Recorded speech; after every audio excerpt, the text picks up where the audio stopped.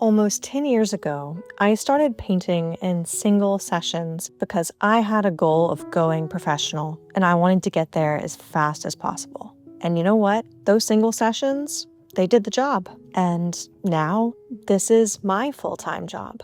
But here's what nobody tells you about oil painting in one sitting, aka Alla Prima oil painting. And that is that the real magic isn't just that you get better quickly. The real magic is how it transforms your entire mindset as a painter. I've built an entire career painting this way. I've won awards that are honestly career highlights, and I can't believe that I've done that so young and so early in my journey. I've sold hundreds of paintings. And after nearly a decade, I still keep every painting I can to a single session. If that's the kind of studio practice and art journey you want to have, you're in the right place because this is my specialty. And I've put together a free guide that's going to help you jumpstart this process.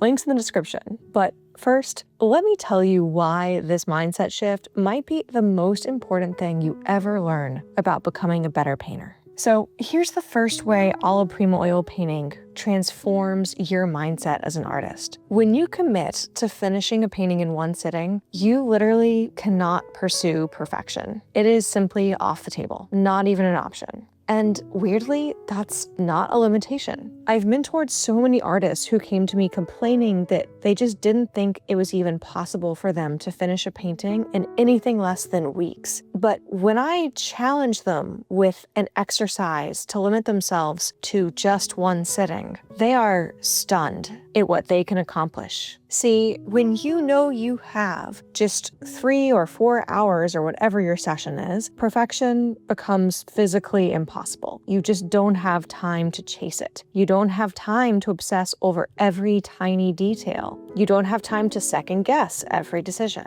So instead, something remarkable happens. You stop focusing on the outcome. You stop focusing on what you're producing, and instead you start focusing on what you're learning. Let me give you an example. When I paint a portrait in one sitting, I'm not standing there looking at the model thinking, have I captured every strand of hair on her head? Instead, I'm thinking, okay, what am I learning about how to simplify the entire mass of her hair? Or even better, can her hair get lost in the greater form of her head or into the background somehow? What does it feel like to make a single confident swipe with the brush to capture her eye in my block-in versus really getting up close to the painting and just fussing over it with like 35 gentle little brush strokes?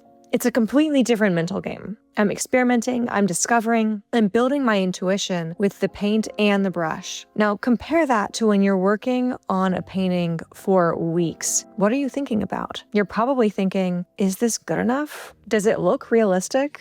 Are people gonna like this? You're in judgment mode there, not learning mode. And here's what I've discovered, both in my own work and working with hundreds of students. Mastery doesn't come from making the perfect paintings. Mastery comes from this learning-focused mindset repeated over and over again. So every single painting session becomes its own experiment. Your studio becomes a laboratory. And because you're finishing paintings regularly, not laboring over one piece for a month, you get so many more experiences. You get more chances to discover, more opportunities to build that deep, intuitive understanding of how paint works, of how all your tools work, of how to simplify your favorite subjects and capture them in a way that is more elegant while still capturing the essence. I see this transformation in my students all the time. They come to me stuck, frustrated, reworking the same painting endlessly. Then they commit to finishing pieces in single sessions, and suddenly they're progressing faster than they ever have before. Not because they're suddenly more talented or even that they're working harder, but because they've shifted away from, am I making something perfect, to what am I learning right now?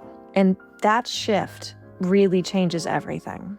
Now, the second mindset transformation that Alla Prima oil painting brings about is a flow state. You know, that state where you're completely absorbed, time disappears, and your best work often seems to happen effortlessly. And in my experience, working Alla Prima or in one sitting is just really designed to get you into that flow state. Now, that's not to say that it's a guarantee. It certainly isn't. But here's why I think there's a connection, or at least one that I've experienced. You see, flow requires a few specific conditions. First of all, you need a clear goal that's going to be like a meaningful challenge, but still within reach. You also need immediate feedback, and you need that challenge to match your skill level. Not so easy that you're bored and not so hard that you're anxious. So when you commit to finishing a painting in one session, those conditions tend to align really perfectly. So clear goal, all right, finish this painting today. Not make a masterpiece, not create something gallery worthy,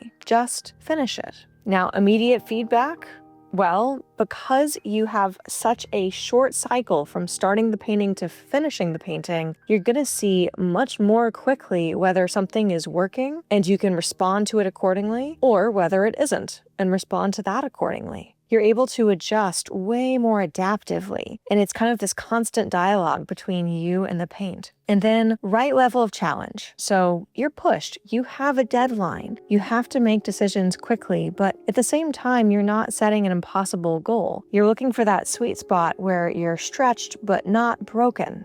And when you're in that flow state, something magical happens. Your perfectionism can't get a foothold because you're too absorbed in the present moment to judge yourself. You're too busy responding to what's happening on the canvas to worry about whether it's, quote, good enough. I've had sessions where I look up and 3 hours have passed like I didn't even notice. It's not that I wasn't thinking about the time, it's that I completely lost a sense of time. I wasn't worrying about the outcome of the painting, I was just painting. I was falling into the work and just loving the action of it rather than fixating on the result of it. Ironically, even though I'm not fixated on the outcome, those paintings tend to be my best ones. And I don't think that's a coincidence. There's something so, I don't know, maybe zen is the word. I'm honestly not entirely certain. But when I am in that place with my painting, I just get so curious.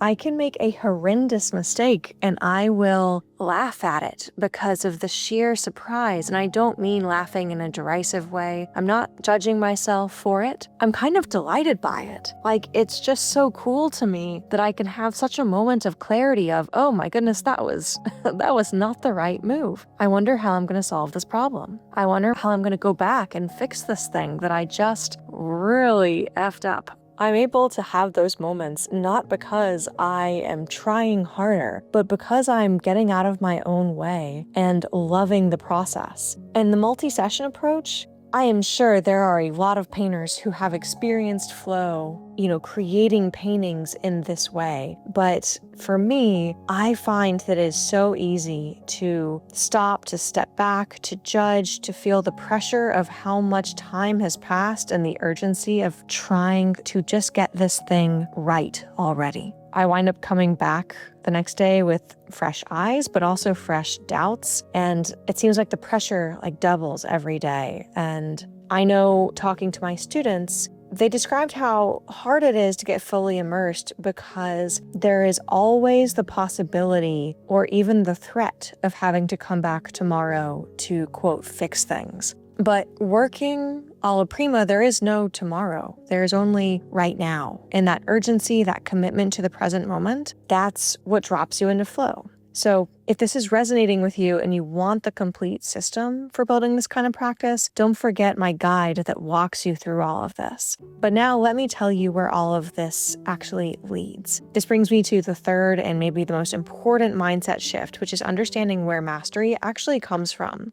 For years, I just kind of assumed that mastery meant having such control that you could render anything exactly as you saw it. That's what I was taught coming from the classical realism background. But I've kind of realized that that's not exactly the mastery I'm after. It is technical proficiency for sure, but the mastery that I saw in Sargent and Zorn and Soroya, real mastery, at least from what I saw from them, feels playful, experimental. It means having such a deep, intuitive relationship with your materials that you can work confidently, expressively, and yes, often quickly. But I don't know that I would say it's about control. I think it's more about trust, trust in your materials, and confidence in yourself that you can wield them without being anxious. And you don't build that by trying to be perfect all the time. You build that trust by painting a lot, by learning constantly and staying focused on the process rather than the product. And yes, all of that requires messing things up. And I don't know about you, but I would much rather mess up on a painting that is just meant to take a day and then I can come back into the studio fresh tomorrow than messing up a painting that I've been working on for weeks. This, I think, is what working Alla Prima really teaches you if you let it. Every session, you're learning to build up your instincts and your intuition with your tools. You're learning to make decisions without overthinking and judging yourself and worrying, what does this say about me if it doesn't look realistic enough?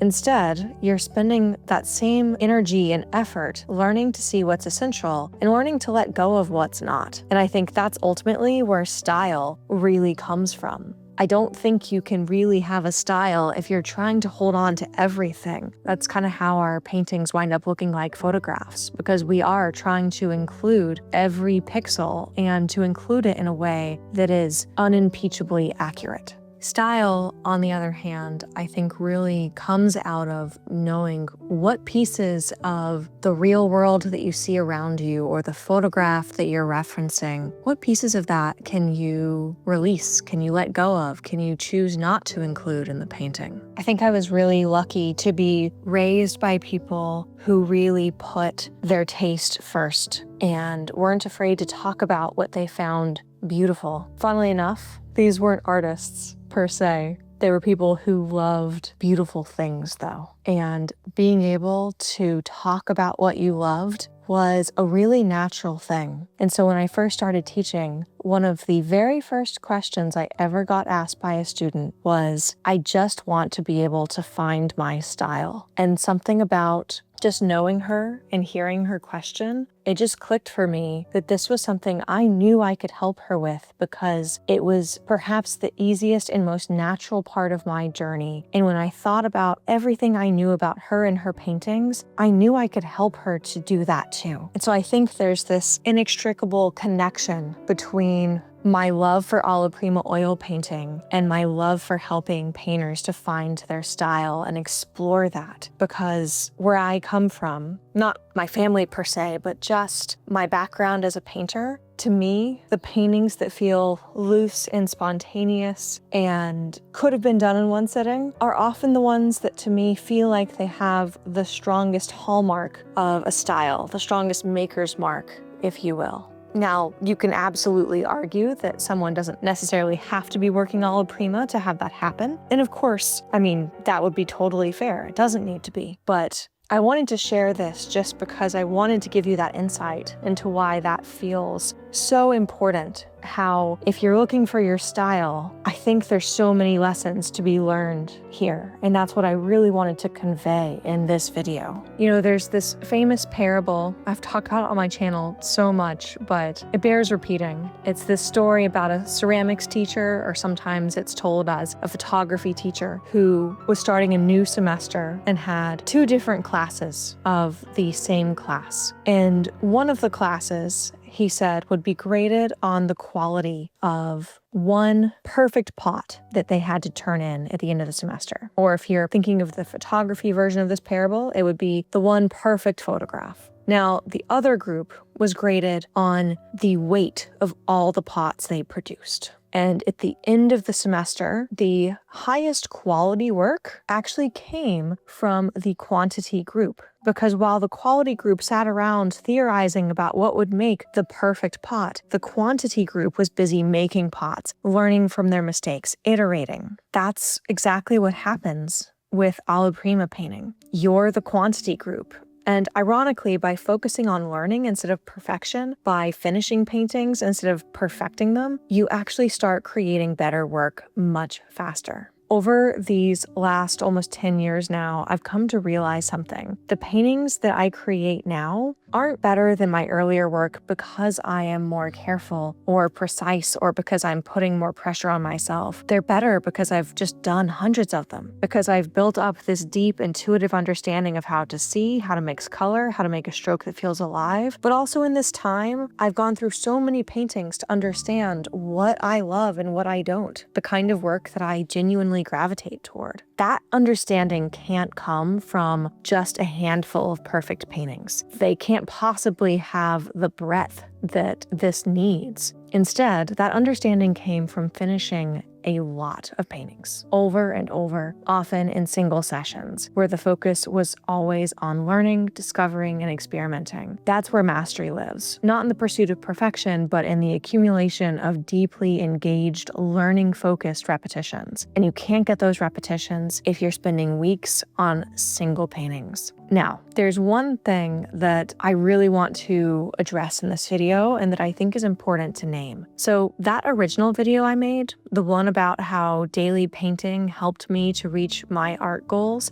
it was one of the earlier videos on my channel and it absolutely blew up. It went from like 4,500 views to 1.4 million views in the span of 6 months, which still to this day blows my mind and I have no idea how it happened. But here's the thing, it was about how daily painting helped me to reach my art goals. And I wouldn't stick with daily painting now. The thing was, at that time, I got into painting every day because I had a deadline. I had signed up for a show and I needed artwork to fill those walls, and I knew the date of that show and I knew that I really had to be making something daily in order to get to that deadline. And I signed up for things like the Strata 30-day challenge just for that, for a personal challenge. I was curious what it would be like. But while both of these things invited me to embrace Alla Prima oil painting, they did come at what I think is a pretty considerable cost, which is burnout and creative exhaustion. You see, painting because you have to is an easy recipe for corroding whatever part of you yearns to be in the studio. Recently, I was listening to an author share more details about how she sustains her writing practice and gets inspiration. And she said that she will always intentionally cut off her writing sessions before they feel complete. She doesn't let herself power through and just finish everything. That way, she comes back to her writing the next day, 1, refreshed, 2, hungry to pick up where she left off, and 3, because she left that last sentence unfinished, knowing exactly what she would want to say, she didn't have to wonder what to do next. And I think painting is much the same way. It's better to take time away, maybe a day or 2 a week, or perhaps more depending on what else you're juggling in your life, so you can see loved ones, gather inspiration, recharge, and actually just miss the studio. So while I'm still proudly an Alla Prima oil painter, I don't think I'll ever quite be a daily painter.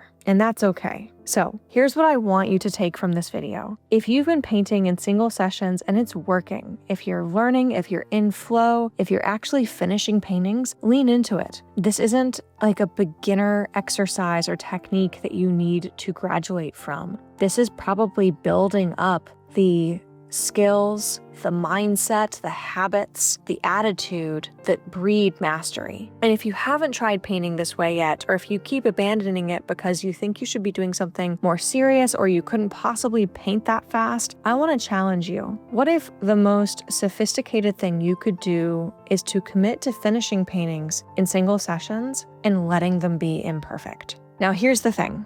Painting this way transformed my practice, but it wasn't just about the technique. It was about building a sustainable system, one that kept me learning, that kept me motivated, and also protected me from burnout. And that's exactly what I want to help you create too.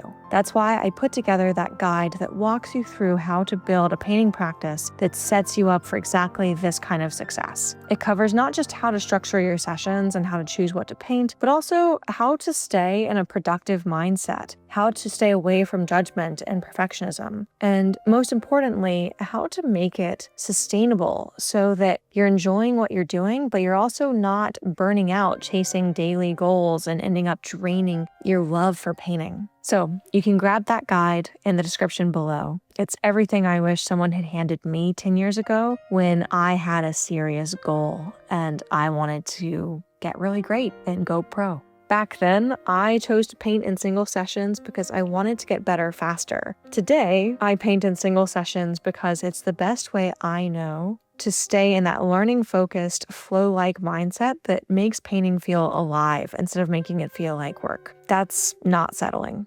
That's choosing mastery and growth over perfection. And I would rather be getting better than be perfect any day of the week. I'm so grateful to have you here with me on that journey. That's what this channel, that's what my work is all about. So here's to all the paintings you're going to finish. Not perfect, but complete. Here's to the experiments and the discoveries, and here's to building a practice that sustains your love for painting for decades, not just 30 days. I can't wait to see what you create next. So until the next video, happy painting.